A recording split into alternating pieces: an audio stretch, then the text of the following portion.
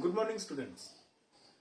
আজ আমরা একটা বিশেষ ক্লাসে এখানে উপস্থিত হয়েছি যার মূল উদ্দেশ্য হলো কালচারাল রিজিয়ন, এটাকে ল্যাঙ্গুয়েজের পরিপ্রেক্ষিতে জেনে নেওয়া। তো খুব সাধারণভাবে বুঝতে গেলে পরে প্রথম যে বিষয়টা আমাদের জানা প্রয়োজন আছে যে কালচারাল যে শব্দটা আমরা এখানে ব্যবহার করছি, সেই কালচারাল শব্দটা ঠিক কোথা থেকে আসছে? আসছে কালচার থেকে।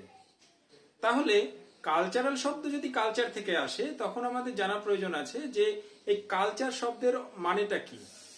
দেখো, কালচার শব্দের মানেটাকে যদি আমরা একটা কম্প্যাক্ট ওয়েতে চিন্তা ভাবনা করতে চাই তাহলে যে জিনিসটা আসবে সেটা হচ্ছে কি না, একটা পারিপার্শ্বিক পরিবেশ, সেই পরিবেশে তো মানুষ বেঁচে থাকে। তাহলে মানুষ কিন্তু সেই পরিবেশের সাথে যখন আন্তঃক্রিয়া করে বেঁচে থাকছে, এই আন্তঃক্রিয়াটাকেই আমরা বলছি কিন্তু সংস্কৃতি বা কালচার। এখন আন্তঃক্রিয়া কেন প্রয়োজন, এটা একটা বড় প্রশ্ন। অ্যাকচুয়ালি আন্তঃক্রিয়া যে প্রয়োজন তার প্রধান যেটা কারণ সেটা হচ্ছে কি, আন্তঃক্রিয়া ছাড়া পরিবর্তনশীল পরিবেশের সঙ্গে মানুষ বেঁচে থাকতে সক্ষম হতো না। আর মানুষ যদি বেঁচে থাকতে সক্ষম না হতো তাহলে অবভিয়াসলি ঠিক কি ঘটতো? আজকের দিনে দাঁড়িয়ে মানুষ বলে কোনো যে একটা জীবগোষ্ঠী পৃথিবীতে কোনো এককালে এসেছিল ডাইনোসরাসের মতো, তারাও থাকতো না, বিলুপ্ত প্রজাতি হয়ে যেত। কিন্তু মানুষ যে এখানে বিলুপ্ত প্রজাতিতে পরিণত হয়নি তার জন্য প্রধান ও একমাত্র কারণ হচ্ছে কি, যে আমাদের কালচারাল অ্যাসপেক্ট। এবং এই কালচারের জন্যই কিন্তু মানুষ আজকে তার অস্তিত্ব টিকিয়ে রাখতে সক্ষম, যেটা কিন্তু অন্যভাবে ডারউইন বলে গেছেন তার যে সার্ভাইভাল অফ দ্য ফিটেস্ট আর স্ট্রাগল ফর এক্সিস্টেন্স, এই যে দুটো টার্মের মধ্যে দিয়ে। ওকে, এখন আমাদের জানা প্রয়োজন আছে, তাহলে কালচারাল ব্যাপারটা আমরা জানতে পারলাম। এবার জানা প্রয়োজন আছে তাহলে রিজিয়নটা কি। অ্যাকচুয়ালি রিজিয়ন তো হচ্ছে অঞ্চল। তার মানেটা কি, যে এমন একটা ভৌগোলিক এলাকা যে এলাকাতে কোনো না কোনো কিছুর রেসপেক্টে আমরা সেখানে সমধর্মিতা বা ইউনিফর্মিটি দেখতে পাবো। এখন এই সমধর্মিতার উপর ভিত্তি করে আমরা যতটা এলাকাকে সিগনিফাই করছি, দ্যাট ইজ রিজিয়ন। তাহলে সামগ্রিকভাবে কি দাঁড়াচ্ছে, যে যদি আমরা কালচারাল রিজিয়নের কথা ভাবি, যে আমরা এমন একটা সমধর্মী ভৌগোলিক এলাকাকে চিহ্নিতকরণ করছি যার মূল ভিত্তিটা হলো কিনা সংস্কৃতি। ঠিক আছে, এবার এখানে তো আমাকে জানতে হবে অ্যাবাউট ল্যাঙ্গুয়েজ। কারণ আমার দেখো যে মানে এই সংস্কৃতি, মজার বিষয় হচ্ছে সংস্কৃতি কখনো এক ধরনের হয় না। সে কেন এক ধরনের হয় না, তার প্রধান যেটা কারণ থাকে, যে পরিবেশের সাথে যখন আমি ইন্টারাকশন করব, পরিবেশের যেমন বহুমুখী বা মাল্টি ডাইমেনশনাল অ্যাসপেক্ট রয়েছে, তাহলে মানুষকে বেঁচে থাকতে গেলে মনোডাইমেনশনাল হলে হবে না, তাকেও মাল্টি ডাইমেনশনাল অ্যাপ্রোচ দিয়েই পরিবেশের মাল্টি ডাইমেনশনাল অ্যাপ্রোচগুলোর সাথে ইন্টারাক্ট করতে হয়। এবং যার মধ্যে দিয়ে দেখো বিভিন্ন ধরনের যে সংস্কৃতি সেগুলো ডেভেলপ করেছে, তার মধ্যে যেমন ধর্মও আসে, তার মধ্যে যেমন ল্যাঙ্গুয়েজ আসে, তার মধ্যে বাসস্থান আসে, প্রত্যেকটা বিষয় আলাদা আলাদা ভাবে রয়েছে। আর যদি আমরা স্পেসিফিক্যালি একটা এক্সাম্পল দিয়ে বোঝার চেষ্টা করি যে মানুষ কিভাবে তার পরিবর্তনশীল পরিবেশের সঙ্গে সঙ্গতি রেখে তার যে কালচারাল অ্যাসপেক্ট তাকে পরিবর্তন করে, তুমি ভেবে নাও যে মানুষ একটা টাইমে তো গুহাবাসী ছিল। অরণ্যে থাকার সময় সে গুহাকে তার বাসস্থান হিসেবে বেছে নিয়েছিল, কেন? নিরাপত্তাজনিত কারণে। কিন্তু সময়ের সঙ্গে সঙ্গে মানুষ একদিন বুঝতে পেরেছিল যে তার যে সেখানে ওই গুহায় থাকা সেটা কিন্তু খুব যে নিরাপদ তা নয়। তখন ফার্দার নিরাপত্তার জন্য তার বেটার কোনো বাসস্থানের দরকার পড়েছিল, এবং সেই বেটার বাসস্থানের তাগিদেই দিনের পর দিন তারা কিন্তু ডেভেলপমেন্ট করেছে।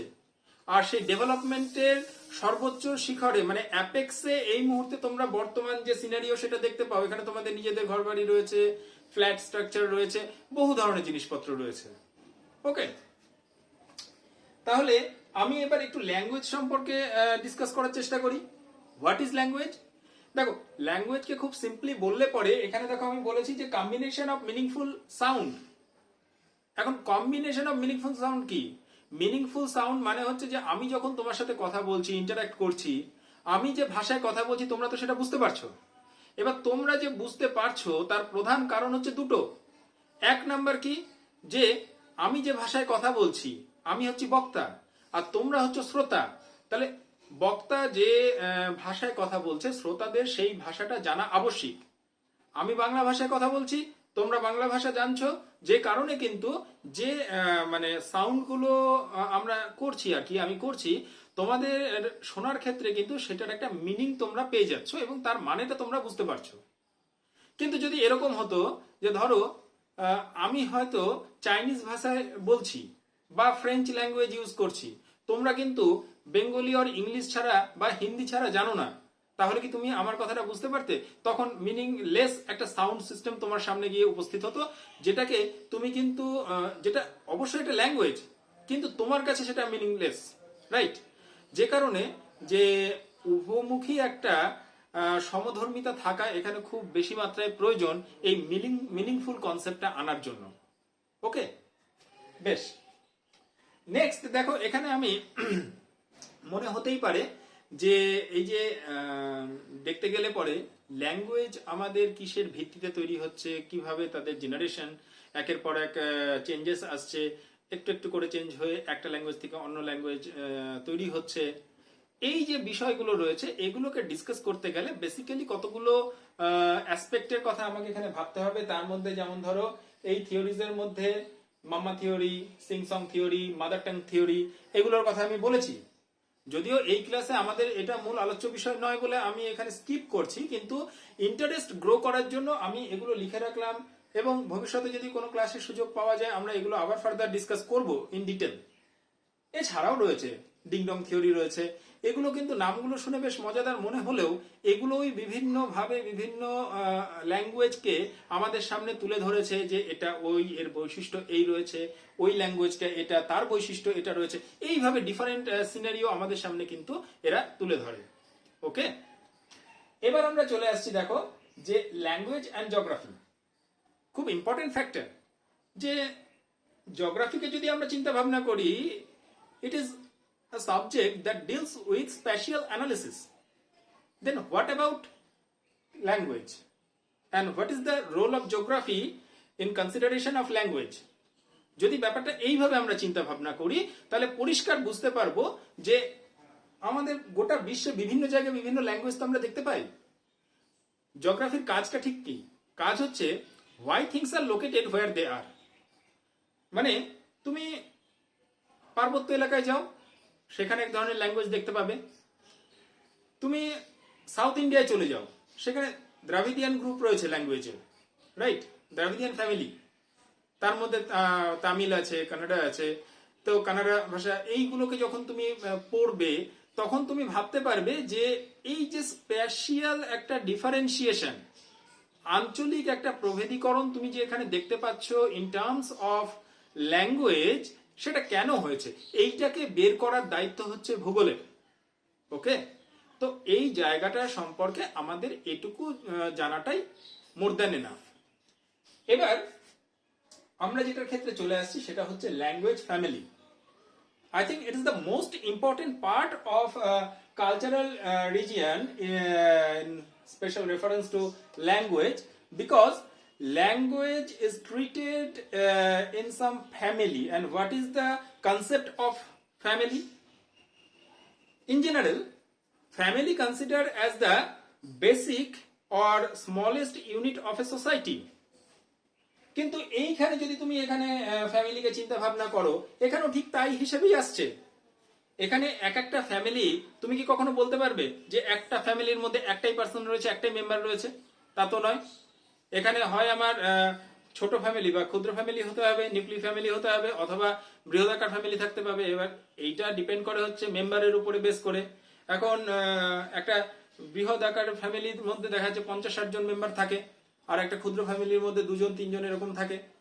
তো এই যে বিষয়গুলো আমাকে একটা জিনিসই বোঝাচ্ছে যে আমার যে ল্যাঙ্গুয়েজ ফ্যামিলি আছে, ল্যাঙ্গুয়েজ ফ্যামিলি কিন্তু একটা ল্যাঙ্গুয়েজকে কনসিডার করে না, সেখানে একাধিক ল্যাঙ্গুয়েজ থাকতে পারে। সেই জিনিসটাকেই আমাকে এবার বুঝতে হবে। যদিও আমি এখানে যখন ল্যাঙ্গুয়েজ ফ্যামিলিগুলোকে তোমার সামনে উল্লেখ করেছি তখন 9টা ল্যাঙ্গুয়েজ ফ্যামিলি এখানে আছে, তো তার মধ্যে আমি জাস্ট একটা কি দুটো এরকম ভাবে কনসিডারেশনে এনেছি। কিন্তু ইন ডিটেলে যখন আমরা এটাকে পড়বো, জানবো, তখন কিন্তু খুব ভালো করে এটা আমাদের বুঝতে হবে।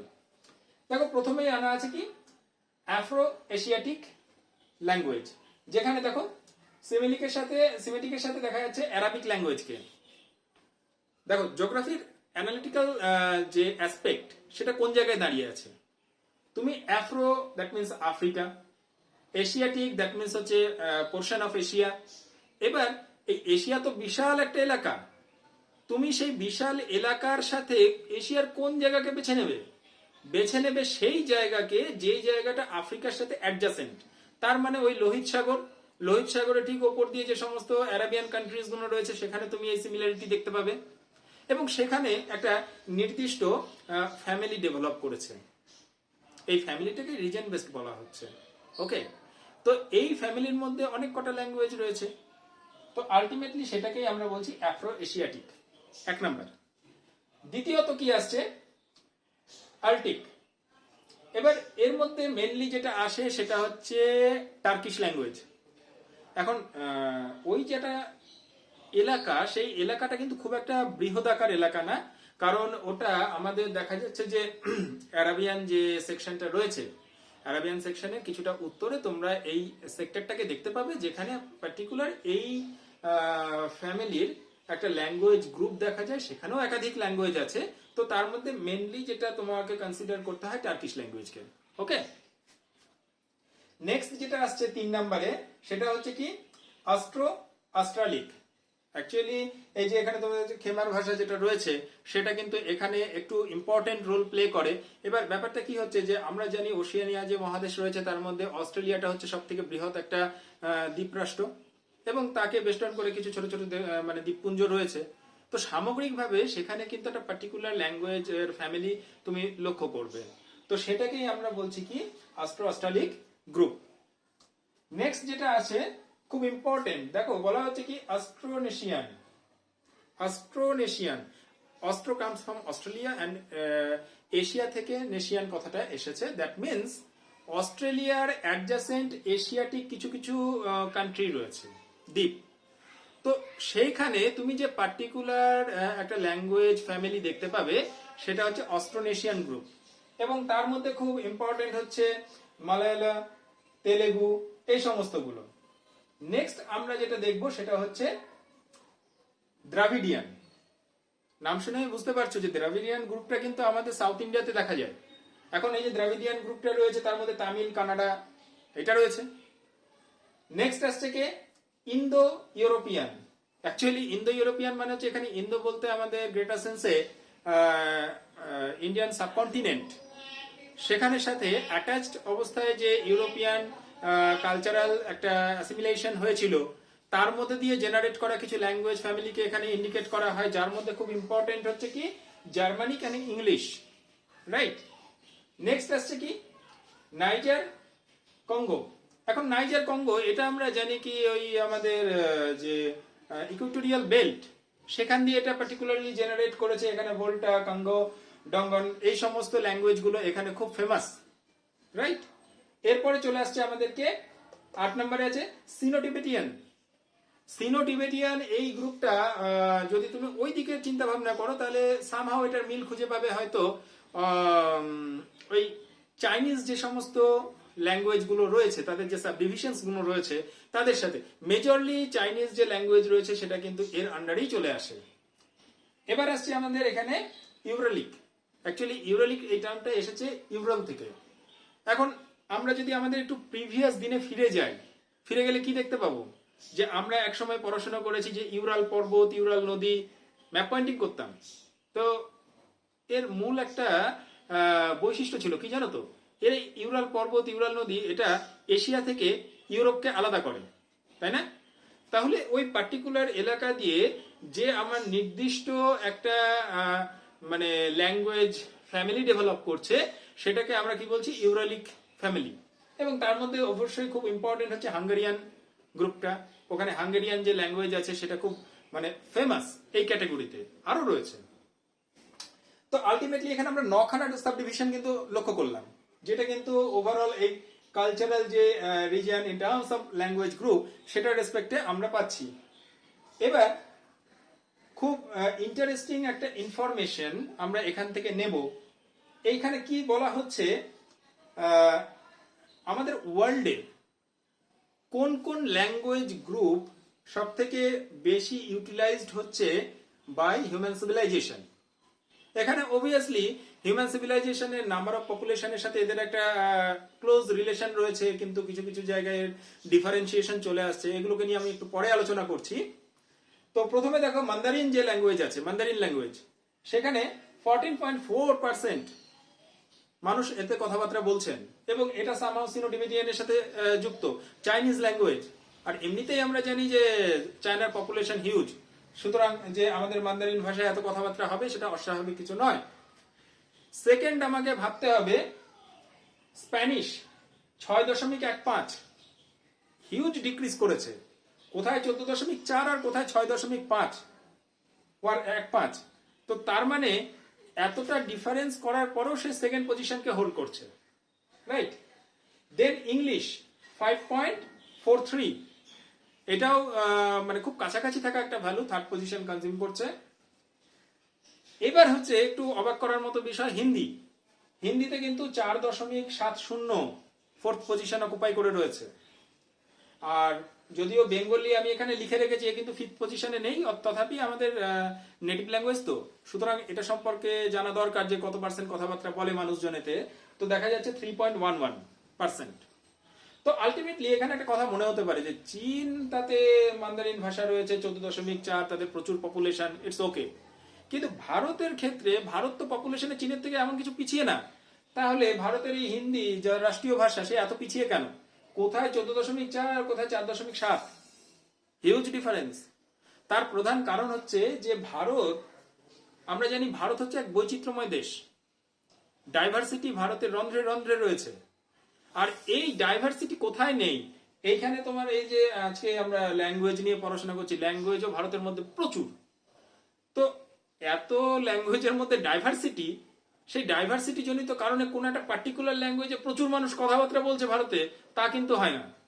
ভারতের মধ্যে যেমন তুমি হিন্দি দেখতে পাবে, তেমন তেলেগু দেখতে পাবে, তেমন তামিল দেখতে পাবে, তেমন বাংলা দেখতে পাবে, উর্দু দেখতে পাবে, প্রচুর ল্যাঙ্গুয়েজে মানুষ কথাবার্তা বলছে। সুতরাং যে এইখানে যে ডাইভার্সিটি হয়ে যাচ্ছে, যে কারণে এখানে কিন্তু তারা যথেষ্ট পিছিয়ে মন্দারিনের রেসপেক্টে। ওকে, সুতরাং এইটাই হলো আমাদের সামগ্রিকভাবে এই কালচারাল রিজিয়নকে ল্যাঙ্গুয়েজের রেসপেক্টে জানার একটা প্রভিশন। আশা করি তোমাদের ক্লাসটা বোঝা গেছে। Thank you.